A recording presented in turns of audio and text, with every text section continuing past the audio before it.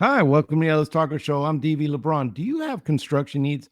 Maybe you want to get a roof fix. Maybe you want a pergola. Check out K&H Construction. They're a local company out of Waxahachie.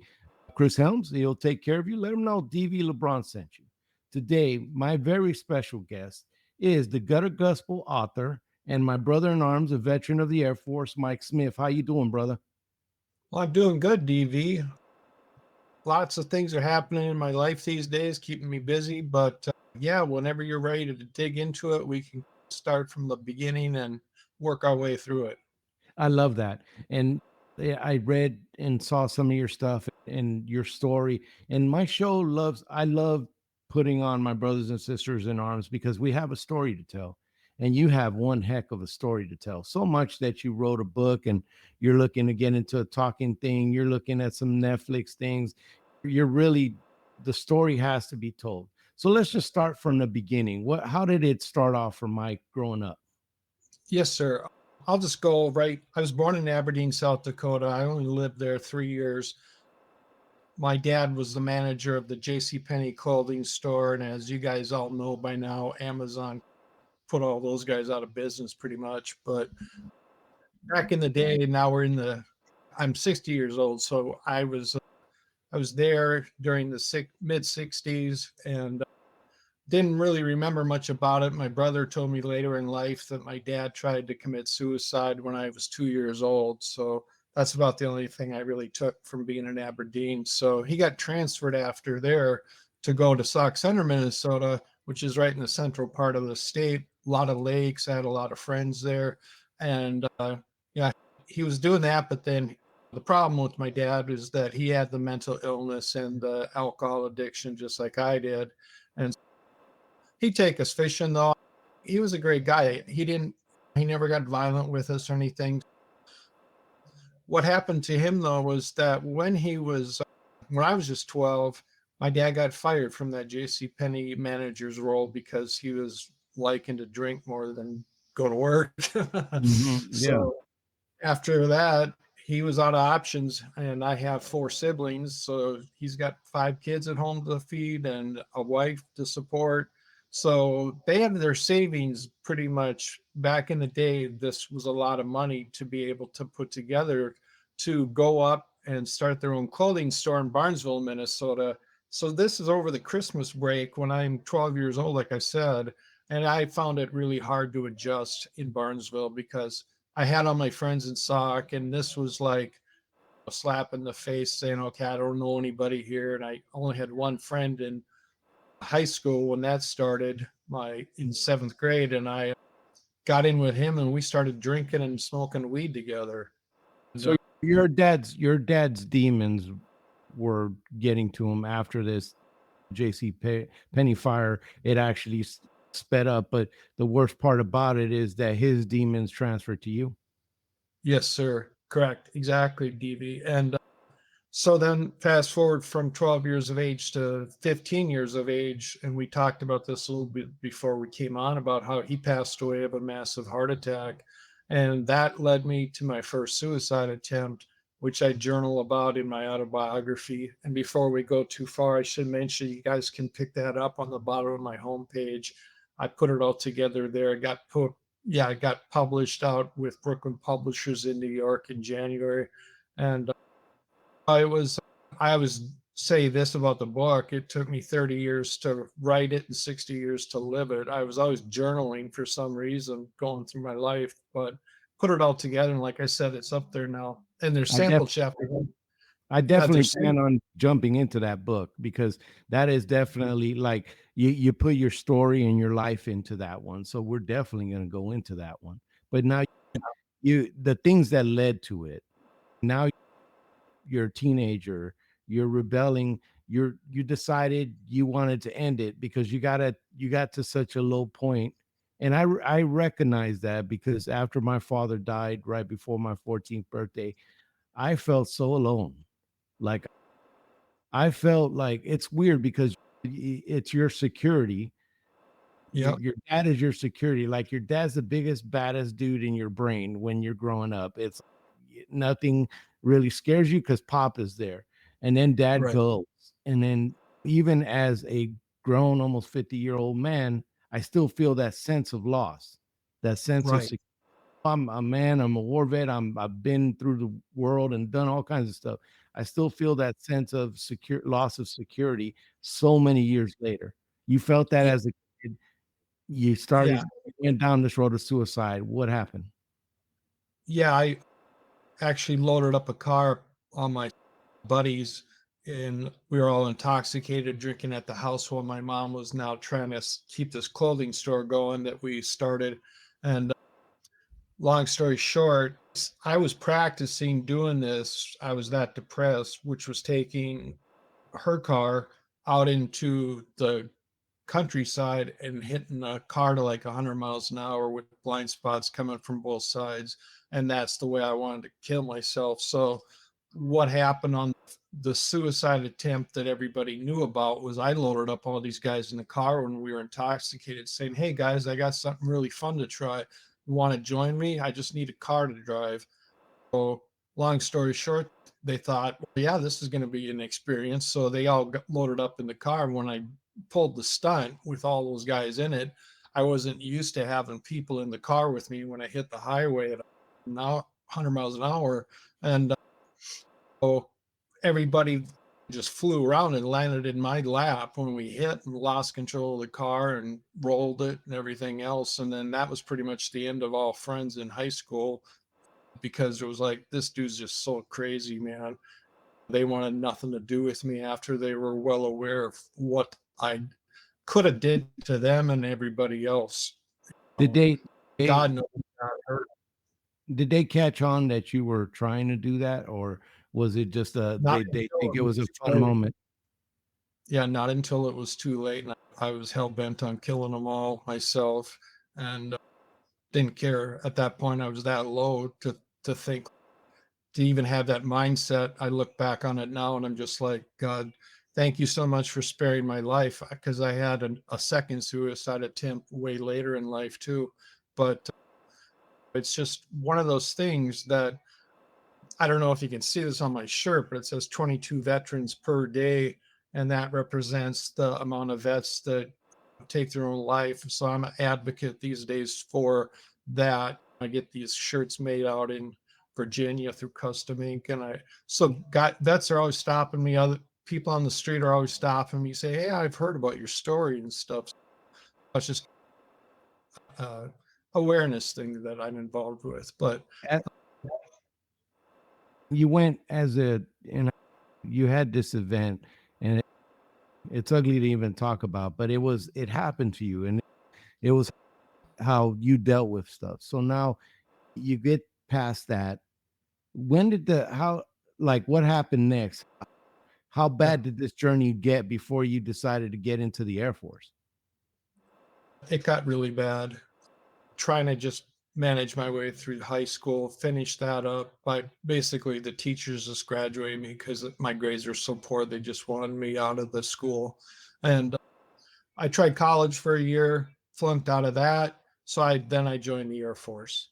And what happened in the military was I ran into a bunch of guys that reminded me of my buddy in high school that liked to party.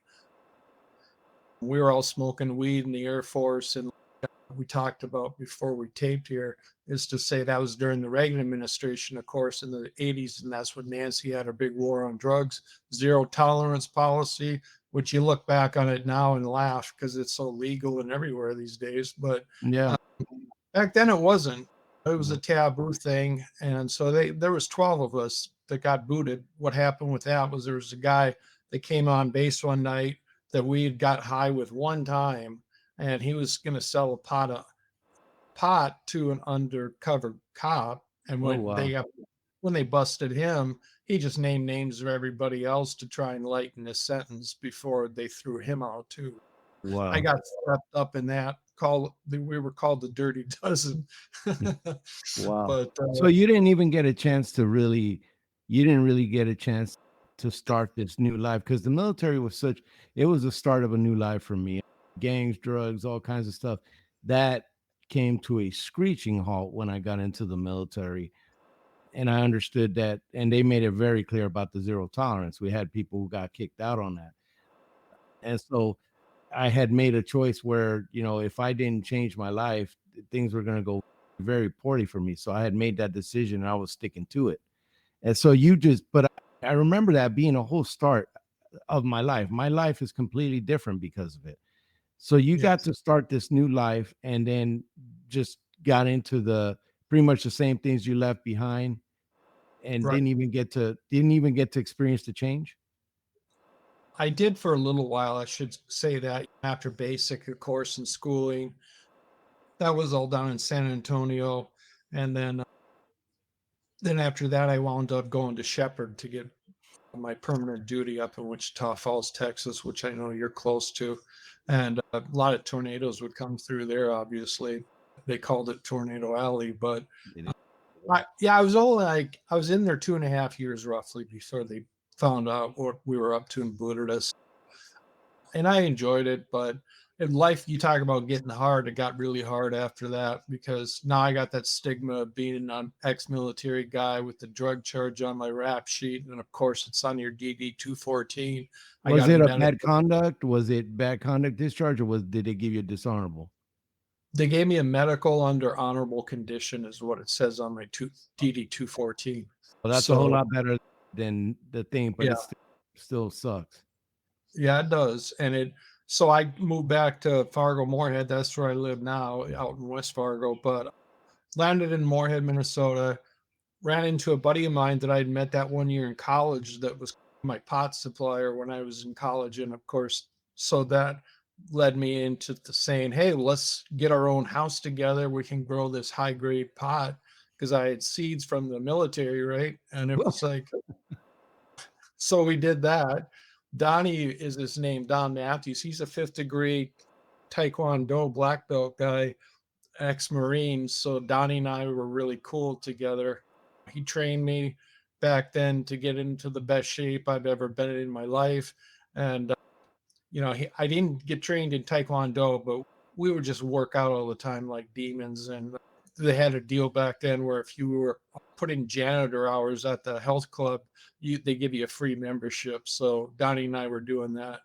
And, but one day, my dad, this is now 8 years past him passing away, that I had a manic break, my first manic break in my life, and I've had a few. That he appeared to me in broad daylight. I wasn't sleeping, I wasn't on anything, saying, what a pathetic life I have, and go blow your effing head off with the shotgun that we used to go pheasant hunting with. It was in my bedroom. And I was just battling it, trying to resist it, this, that, and the other thing. And That I wasn't just your dad. That wasn't your that dad. was that was a demon, and but it looked like him, it talked like him, you name it, and it was very real and very terrifying. So that's in my first sample chapter that I write about on my website. If you guys want to go there, it's called "Catch My Fall" or something to that effect. Then the second one is even darker, but in the sample chapters where I toured hell for 3 straight days in a padded cell after this 88 episode. That was in Thanksgiving of 99, right before it. But yeah, it's just so many different stories to tell. I went from all of this in my past to being living in two different homeless shelters in the military. I got civil commitments placed on me, both in North Dakota and Minnesota. This is in 2019. And then my doctor saw me in jail.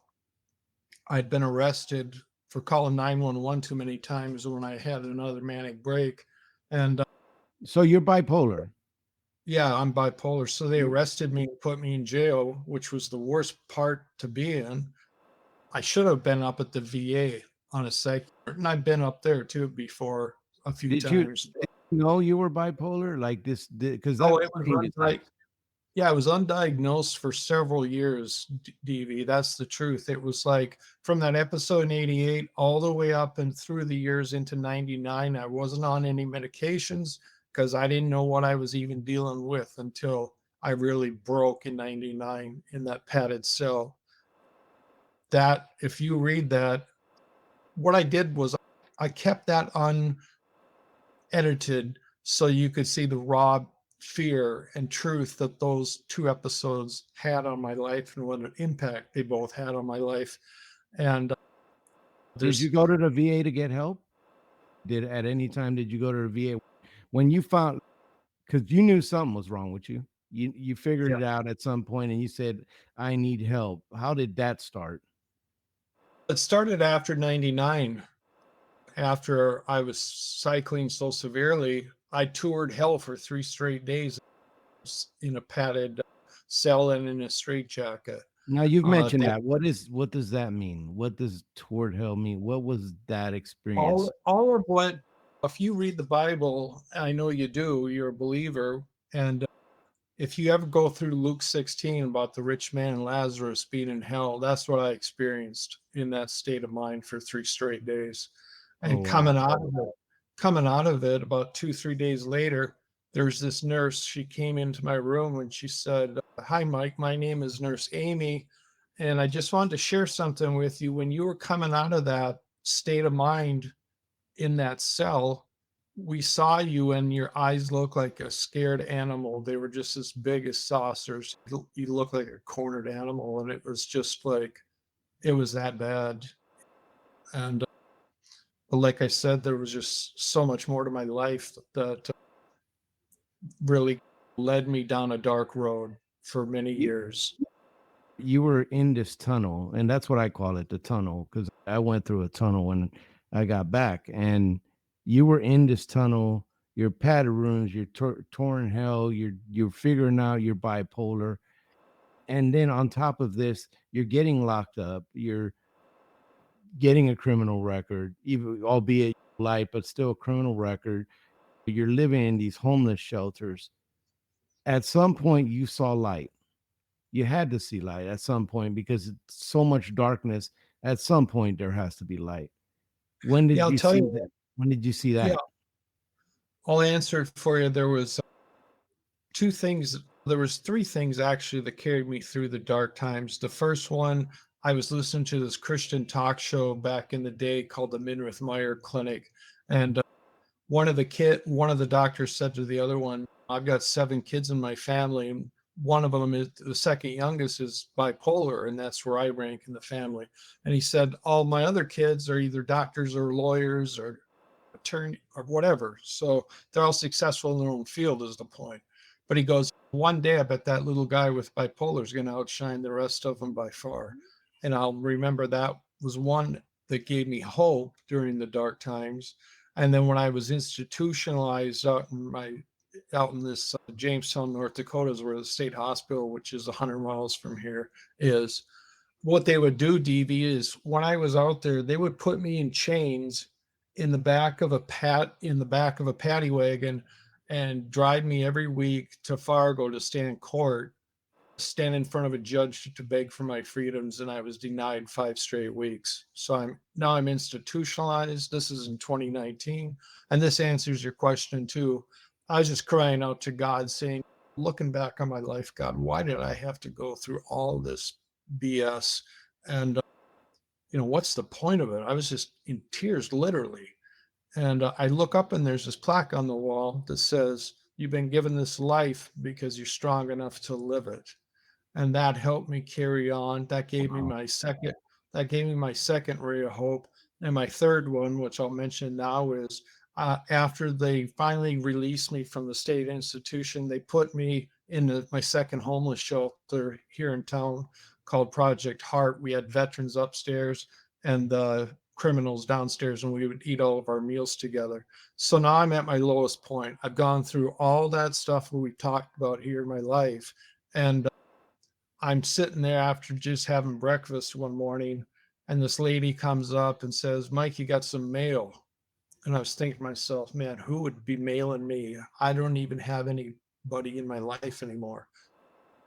And what happened was I opened up the mail and there was two big checks in there for 100% service connection from the military with all my back pay. I can see you smiling because you know how much that means to veterans, right? Mhm. And so these days, DV, what I did was I packed up all my stuff and got out of there as fast as I could. Went Yeah. out and bought myself a new twin home, and life is much better these days. from going to my lowest point, and that's what I talk about on all these shows. I offer people hope and say, if Mike can survive it, two suicide attempts and all the rest of this stuff, there's hope for you too. Now, I And got a that, question though, because they're in this story. There's two things that I haven't heard, and I know that one of them is that you did manage to get married, so yeah, there was a woman in your life, and then the other thing is in this whole story, you haven't told me about did your family or any did you have any family that along the way tried to help you in this journey? yes, I'm married. The marriage is very strained. We've been together for 36 years because of everything I had to go through. I When I got imagine. when I got out of here, the first homeless shelter, that's when she was waiting for me with 3 or 4 police cars when I finally did get back to Fargo and had me arrested. That's how I ended up in jail. Yeah, it's a very strained relationship. But anyway, and they all are because of what I'd gone through. People gave up on me and threw me away. And there's a chapter in I'm the book sorry, buddy. I'd really love for people to read that's on page 70 when you scroll down to it called Sea of Tears, the parable of the muddy penny.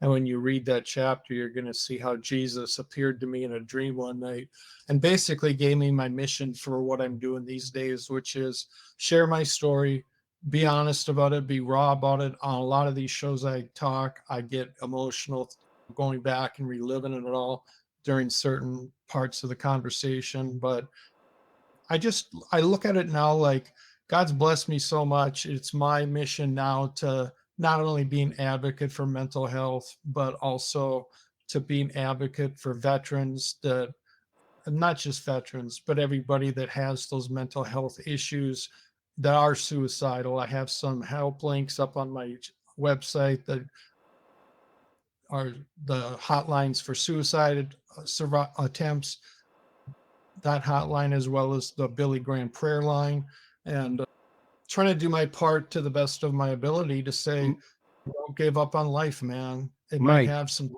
turns. Yeah. Ooh, and I'm sorry to interrupt because, and that's one of the lines that I like to give whenever I'm talking this subject is don't give up. When you give up and you decide life and you take life away, without life, there's no opportunity to make it better. You have to Right. give yourself, there has to be life. And I understand that if you're saved, you're good and you're with Christ. I get that part. But th- an opportunity here to live his purpose ends when life ends. You don't get to live his purpose out here. Right. And so keep going, don't give up. But my question for you was when we all had that moment, especially I had it. I think all of us at the very bottom, we have that moment where we're at our worst. We're on our knees. There's tears. It's the worst possible spot that we're in, and we say, "God, please, God." And when did that happen for you? And how did God come into your life? God came in, even despite the fact when I was seeing that plaque in the institution, that was probably the biggest turning point because the reason I'm referencing that again is because I was at my lowest point then. And I remember thinking so clearly to God to just explain it to me. But what it did was after going through that, it gave me a very empathetic heart having to survive all that. And that's really where it goes from. That's the title of my book, is The Gutter Gospel, The Road to Redemption. And I firmly believe that everybody's got that road to redemption where they go through their trials. That's what the gutter gospel's in reference to. We've all been through the gutter, even during, maybe it was going through puberty, just trying to grow up, the trials in life, you name it. Everybody's been down and out. I probably am a poster child for being the most down and out. Yeah. But well, that's kind of why God gave me that life and gave me that plaque to look at and reiterate that message when I am on these shows. And I love doing it because it really resonates with people. And I'll share this with you guys too. I haven't mentioned that if you are to that point, I hand out my business email for them to reach out to me, and then I call them and or just message them back on email or whatever they prefer. And that email is mike at theguttergospel.com if they want to get a hold of me and they feel like they can't talk to a therapist or anything else. If they want to talk to somebody who's been through the ringer, talk to me. No, and you have been through the ringer. You have quite an amazing story of things that you've been through, and it goes into being undiagnosed. It goes into all the things that go with that, and not knowing what is going on in your brain, what's happening in there, and Right. all that stuff that you rolled through trying to figure that out. And but the great thing is that you found redemption, and you found redemption in Christ. And I say get there, folks. I don't care how you get there. I prefer you get there with Christ. It works, it works. But I don't care how you get there. Just get there, folks. Any which way you can. Just don't give Yeah. up. Really. Yeah, there's something else I can share with you guys too. I'd like to talk about, and that is that these days I'm involved in the jail chaplain ministry here in Fargo. They go into the jails and preach the gospel to the people that are incarcerated. So we have prayer there every Monday, and then there's small groups throughout every day of the week that I'm involved with through the either the jail chaplains or other groups in town I like to at different churches, and I speak at those. God's given you a purpose in your life. I always say this, DV, that even if you're an identical twin with someone, you could be as different as night and day.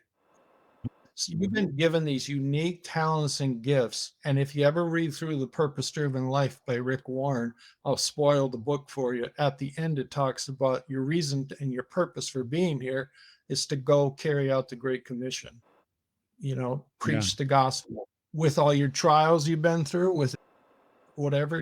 God can use what the enemy had set the trap for you for destruction in your life.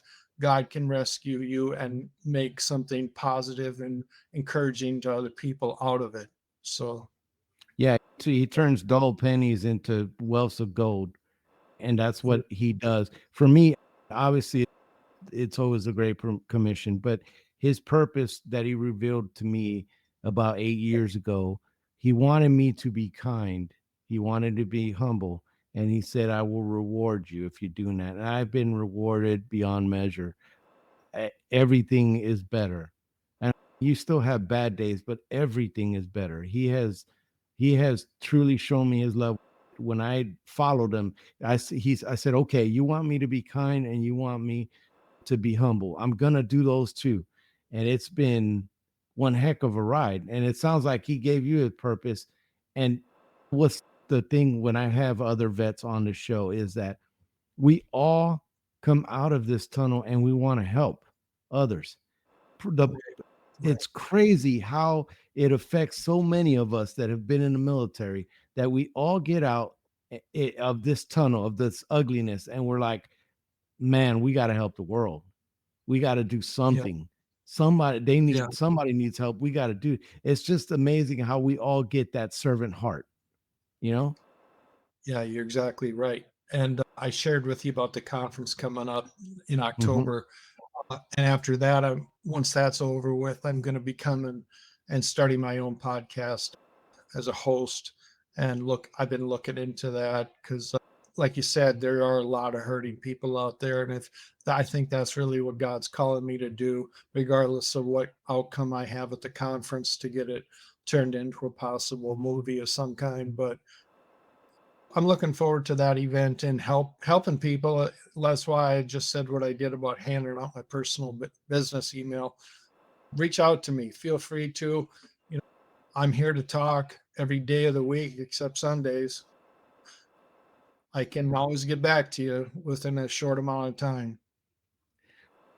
I Your story is just amazing, brother. And I'm sorry that you had to go through all the stuff, but as a believer, you know that there was a purpose behind it. And now you get to live that out. And as hard as that road was, there was a reason, and you know it now. And so now Yeah. you help others. But again, you guys can reach him at his email. He's put it out. I have been scrolling his website. You'd be able to go over there and get his book, check it out. And I wish you the best with that thing that you're gonna go do. Hopefully the book turns into something. And even if it doesn't, you going out and doing what you're doing is beautiful, brother. And I will keep you in prayer about your journey, man. Is there anything else you'd I, like to tell my audience? there's one thing. I've got a donate now tab. If you guys like my ministry, it takes me time to spend all that time talking to individuals that hear me on the show. So you can donate any amount to that. I put the autobiography for sale on the bottom of the homepage for $7.99. $8 to read about a troubled life that God redeemed and put on the road to redemption is like I said. So I think it's a beautiful thing. And I just am blessed to be in the position I am these days. And I would say that you are as well, DV, just in hearing a little bit of your story, because that's such a tough thing on kids of any age to lose a parent, especially at a young age. I I feel it all the time, and that is such a loss. And I was closer to my dad than my mom. She passed away cancer in 2009. But like you said, your dad's your hero. He's your everything when you're a boy growing up. And I Mhm, believe the same is true for girls with their moms or dads. But mhm. yeah, it's not an easy road, but it turned out well in the end. So that's And all and great. All honor goes to God. and the great thing is that it's not finished, Mike. It's not finished. It's not finished at Yes, all. sir. All right, my Yeah, brother. Thank you so much for coming on the show. Can you stick around real quick after? yeah, that's fine. Thank Thanks you. for